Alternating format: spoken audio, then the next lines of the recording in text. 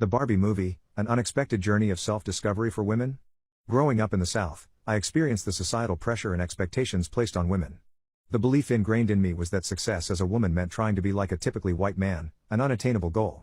The definition of success for women seemed limited, and primarily revolved around being a mother above all else.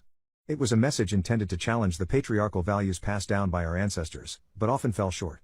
The message was mixed: be brave, strong, and independent, yet always prioritize motherhood. The rewards and acceptance were reserved for mothers, while also subjecting them to criticism and setting them up to fail.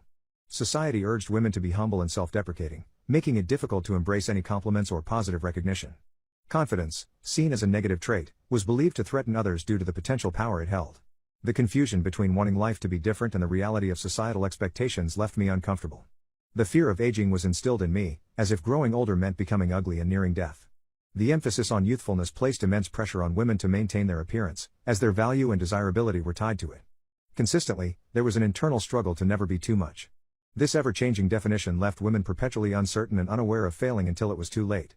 Pleasing others took precedence over personal well-being, making it essential to anticipate everyone's wants and needs without them expressing it overtly.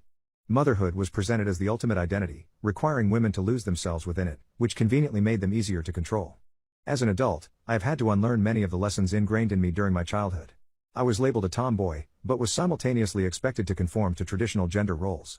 The dichotomy of being expected to reject traditionally feminine activities while also being criticized for not being girly enough was a constant source of confusion. Embracing baking and art as an adult, which I enjoyed as a child, was met with skepticism and backhanded comments from my family. Their comments perpetuated the idea that I will never be good enough, encouraging the need to constantly bring myself and others down. The idea of complimenting and then tearing someone down was a harmful practice I witnessed throughout my upbringing. The expectation of failure as a woman also became evident when I received comments suggesting that my interests in baking equated to becoming a domesticated housewife or a failing representation of a woman. It felt as though I had to fail at being a woman because my upbringing had defined my identity based on being a wife and mother. It is disheartening to see how my family history reinforces these narratives, suggesting that my worth is tied solely to these roles.